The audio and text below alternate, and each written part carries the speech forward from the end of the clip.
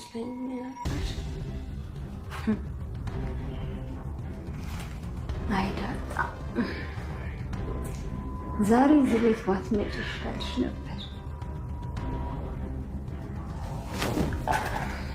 ወይ ነገራሽ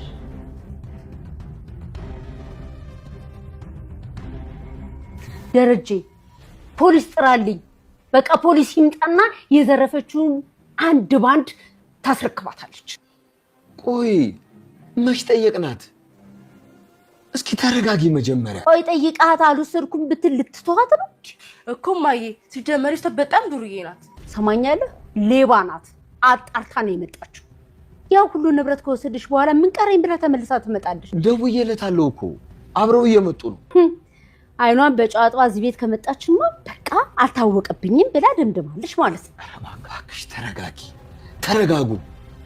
ይኸውላችሁ ስትመጣ ማንም ሰው እንዳያስደነግጣት። እንተ ሰው አታበሳጭ።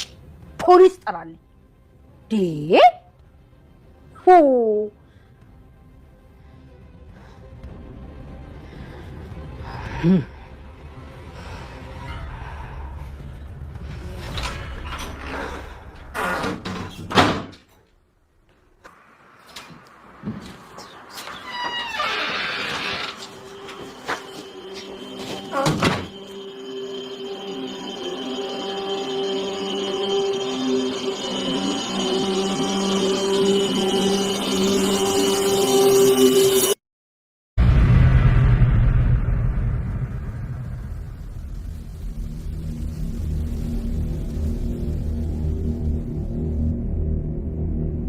በጉጉት ስትጠበቅ የነበረችው ዳጣ ከሄደችበት ከመርካቶ ከናታን ጋር እቤት ገባች።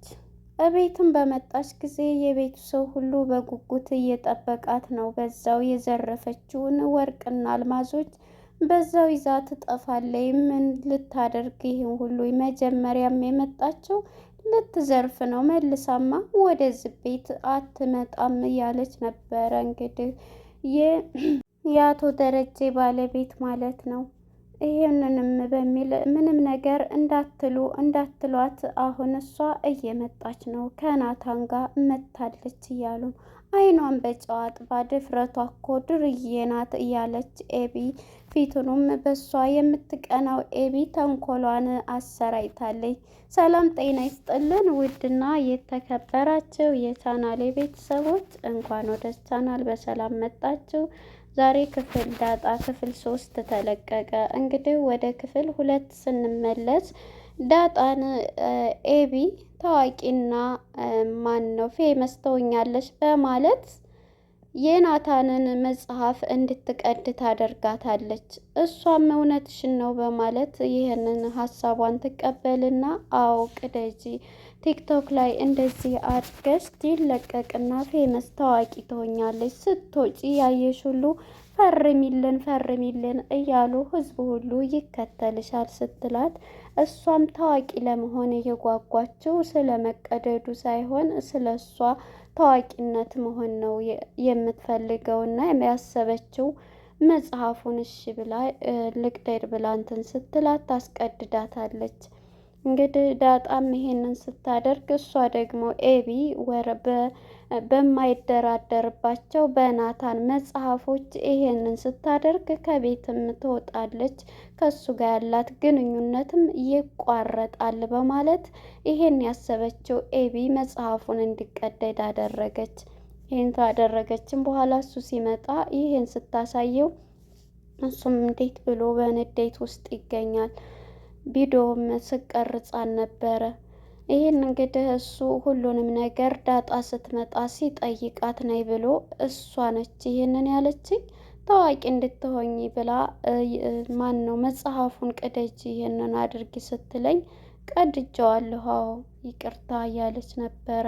እሷም አየህ ይሄ ነው እኮ እያለች ነበር። አንቺስ ራሱ ስትቀድ ከመቀረጽ ለምን አልከለከልሻትም እያለች ነበር። እኔ ስትቀድ ነው የደረስኳት እንድታምን ብዬ ለዛ ነው ቪዲዮ የቀረጽኩት እያለች ነበርና እሷም ውሸቷን ነው ብላ ተናዳ ትወጣለች። ማነች ዳጣ ማለት ነው። ዳጣ ከወጣችን በኋላ እንግዲህ ናታንም ይናደዳል። ወደ እሱ ልትቀርብ ብትልም ኤቢ ቢላትም እሷም ወይ ናታንዬ አለች። እሷ ግን የሚያወራት ነበር የመሰላት። አንቺ ራሱ ይህን ስታደርግ ለምን ነው እንትን ያልሽው ብሎ ነበር አመናጭ ቆንተኛ ወጣት። እናም ናታንና ኤቢ ሳሎን እንደተቀመጡ ትመጣና ዳጣ ከሱ ጎን ተቀምጣ መጽሐፎችን እያነበበ ነበር።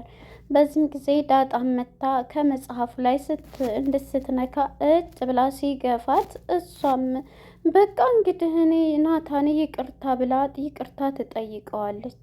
ይህንን ስትጠይቀው ጥፋትን አምኖ ይቅርታ መጠየቅ የትልቅ ሰው ተግባር ነው ይላል። በቃ ይቅርታ ምንም ቢሆን መጽሐፍ መቅደድ አልነበረብኝም ስትለው አዎ መጽሐፍ ይነበባል እንጂ አይቀደድም፣ እውቀት ነው እያላት ነበረ። እሷም በቃ ይቅርታ አድርግልኝ ስል ቅጣት ትቀጫለሽ። እሱም የምትቀጨው አንድ መጽሐፍ ሰጥሽና እሱን አንብበሽ እንትን ካልሽ በኋላ ነው ይላታል።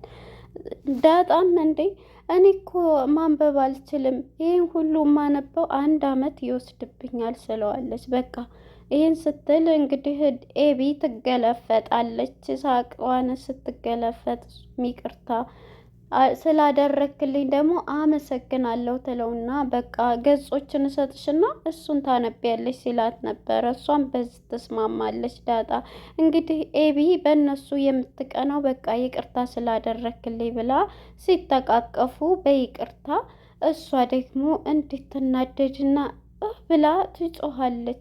እሱም ተናዶ ተነስቶ ይሄዳል ማለት ነው። ናታን እንግዲህ ዳጣም ከእሷ ጋር ጸጥ ብላ ተኳርፈው ተቀምጠዋል። ወደ ማርታና አቶ ደረጀ ስንሄድ እነሱ እየመጡ ነበርና እንግዲህ ወይዘሮ ማርታ ለባለቤቷ ደረጀ ኤቢና ናታን ይዋደዳሉ፣ እነሱን እንግዲህ እንድራቸዋለን እያለኝ ነበር። ምን ያክል እርግጠኛ ነሽ?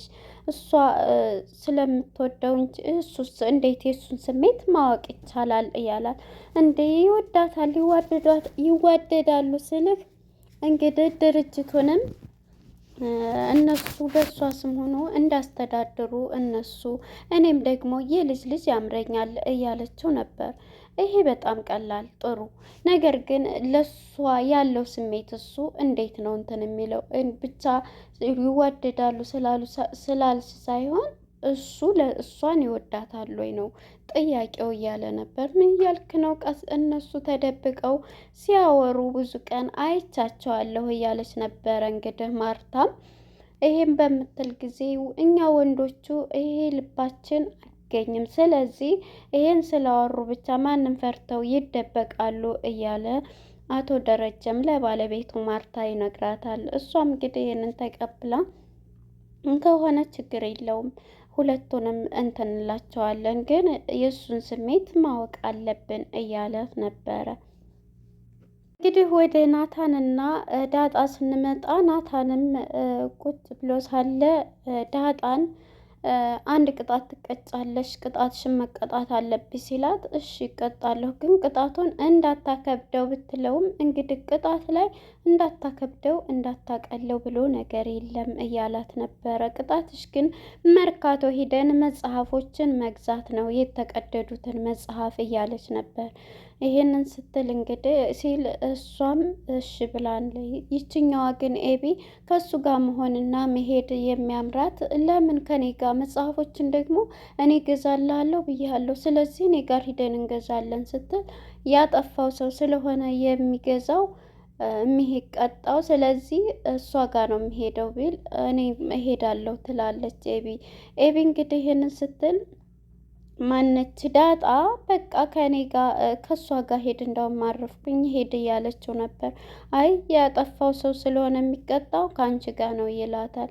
እንዴ ከኔ ጋር ብትሄድ ታፍርብኛለህ እንዴት ትለዋለች። ምንም እንደዛ አይደለም፣ ስለዚህ ያጠፋችው ነው፣ እኔም መጽሐፍ እገዛለሁ እኔም የምገዛዋለኝ ስትል በቃ ማን ነው የምትገዢውን ንገሪን አብረን ገዝተን እንመጣለን እያላት ትናደዳለች።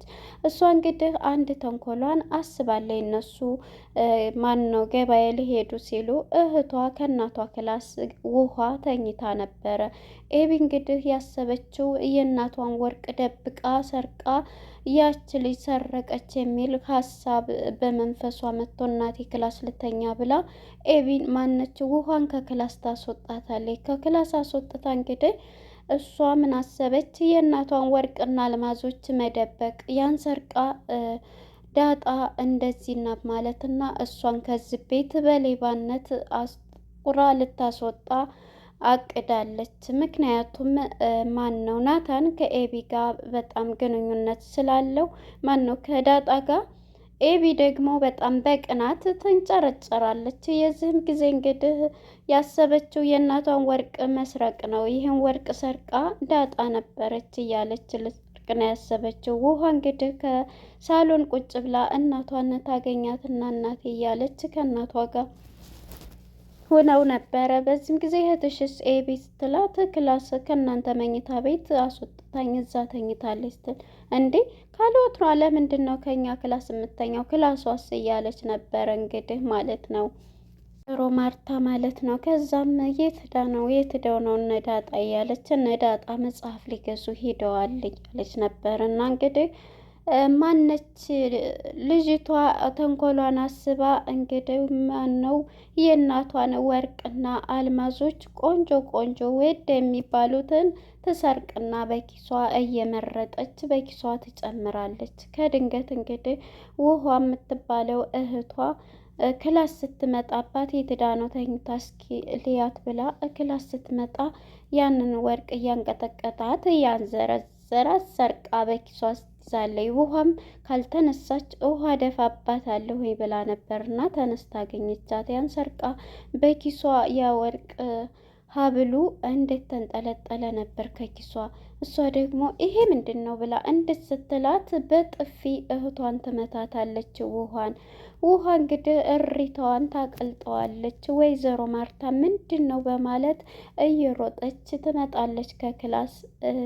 እነሱ ጋር ስትመጣ እናንተ ልጆች በቃ ምንድን ነው በማለት ቤቱን በአንድ እግር ያቆሙታል። በዚህም ጊዜ እንግዲህ ተነስታ ወደ ውሃ ልደፋብኝ ብላ ነው ብላ ውሸቷ ደግሞ በዚሁ በቁመቷ ልክ ነው ማለት ነው። እንግዲህ ኤቢ የምትባለው በቅናት ያበደችው ማለት ነው። እንግዲህ እዛ ሄዳ ከእናቷ ጋር ሆና የት ሄደው ነው እነዛ ዱርዬ ስትላት ከማን ነው ከናታን ጋር መጽሐፍ ልንገዛ ብላ ሄዳለች። ግን እሷ ልጅ ወደ አንቺ ክላስ ስትገባ ነበረ ስወጣ ያየኋት። ምን እያለች ጥሩም አትመስለኝ እያለች ለእናቷ የውሸት እንትኗን ታወራለች። እናትየዋም እንዴት ምን እያለች ነበረ ወይዘሮ ማርታም ይሄንኑ ስትል የነበረች። በዚህ ጊዜ እንግዲህ ከናታን ጋር ሄዳለች ሱቅ ማን ነው መርካቶ ስትላት አይስተ ቀደምሽ እያለች ማርታ ደግሞ ልጇን ኤቢን እንደዚህ እያለቻት ከቀማሽ ናታንን እሷ መታ ላፋረገችሽ እያለች ታናድዳታለች። ዳጣ የምትባልሽ ግን እያለች ከቤትሽ እንደዚህ እንትን ስትል ነበር እያለኝ ነበረ ክላሷ ሁና ስትላት የነበረው።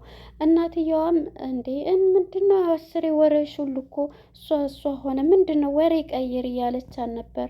አይደለም እናቴ ከዚህ ስትወጣ አየኋት እንደዚህ እያለች ነበረ ሳሰርቅ አቀርም። የዚህ ጊዜ ወይዘሮ ማርታ የወርቅ ቦታዋ ጋር ሄዳ ስታስብ ኮሜዲ ነው ስታይ የምትፈልጋቸው አንድም ወርቅና አልማዞች ተሰርቀዋል። የዚህ ጊዜ ኦረይ ውረይ እያለች ቤቱን በአንድ ግራ ቆመችው። አቶ ደረጀም ተደውሎ መጣ። ሲመጣ ምንድን ነው ሲባል ልጅ ፊቱን የሚያመጣት ከየት ነው ይች ልጅ እንዴት ነው እያለኝ መጀመሪያ ግን ሲመጡ በጣም ደስተኛ ሆነሃል በአሁኑ በዚህ ወር ጊዜ? አዎ ደስተኛ ነኝ እያለ ነበር። ይች ልጅ ግን እስከ መቼ ነው እኛ ጋር እያለ ነበረ ስትለው የነበረ። እሱ ግን በጣም የሚወዳትን የስንት ዓመት ልጁ የተጣለችውን ስላገኘ በደስታ ነው አቶ ደረጀ እንትን የሚለው። ስለዚህ ይህንን ወርቅ ስታጣ ሳሎን ሁና አቶ ደረጀ መጥቶ ሁሉንም ነገር ተነገረ። በቃ አንድም ሰው እንዳይናገራት ልጅቷ እኮ በቃ ንብረቴን ሁላ ይዛው ጠፍታለች፣ ፖሊስ ጥራልኝ፣ አልሰረኩም ብትል ልትተዋት ነው እያለች ነበረ። ወይዘሮ ማርታ ጭንቅላቷን ይዛ እያበደች ነው። ናታንና እንግዲህ ዳጣ እየመጡ ነው ያሉት። በሩን ከፍተው ሲገቡ እቤት ውስጥ ያሉት ሁሉም ፈጠው እያዩቸው ነው። ግን በዚህ ላይ አንድም ሰው እንዳትናገሯት። ውሃ ግን እየሮጠች ሄዳ ወደ ሰላም እናቷ ወደ ሰራተኛዋ ጋር ሄዳ ምንድን ነው ስትላት፣ ዛሬ ዳጣ እንደዚህ እኛ ቤት ወርቅ ጠፍቶ ፖሊስ ሊመጣ ነው እያለች ውሃ ለሰላም እየተነግራታለች። ወይ ዳጣ ዝቤ ባልመጣች በነበረ ጉዱ እያለች ነበረ ስትላት የነበረው እና ይሄንን ስትላት እንግዲህ ሰላምም በጭንቅ ትገኛለች። ፖሊስ ሊመጣ ነው እያለች ነበረ። እንግዲህ በሩን ከፍተው እየመጡ ነው። በቃ በዛው ጠፍታለች፣ ምን ልትሰራ ትመጣለች እያለ የነበረ ማርታ መታለች። አንድ ሰው አሁን እንዳትነገሩ ንብረት እኮ ይተካል እያለ እያረጋጋት ነበረ አቶ ደረጀ። በዚህም ጊዜ አልሰረኩም ብትል ልትቷ ነው ፖሊስ ጥራልኝ እያለች እያበደች ትገኛለች ወይዘሮ ማርታ። እነሱም እንግዲህ ማን ነው ናታንና ዳጣ መጽሐፉን ይዘው በሩን ከፍተው ሲገቡ ሁሉም ፈጠው እያዩቸው ነበረ። ምንድን ነው ብለው ግራ የተጋቡት ሁለታቸውም አስተያየቷቸው ተሰብስበው ሳሉን ምንድን ነው ግራ ገብቷቸዋል። እንግዲህ ይህን የምትሰራው ተንኮለኛዋ ኤቢ ከተንኮል የማትመለሰው ማን ነው ናታንን ልቀማኝ ነው ብላ የእናቷን ወርቅ በመስረቅ እንደዚህ አድርጋ እዚህ ላይ ያልቃል። ለነበረን ቆይታ ቀጣይ ክፍል ምን ይፈጠራል የሚለውን አብረን የምናይ ይሆናል። እንግዲህ ማነች ኤቢ የምትባለዋ ተንኮለኛ እሷው ውሃ ስላየችባት ውሃ ደግሞ ታስታውሳለች ብዬ አስባለሁ። ባይ ባይ።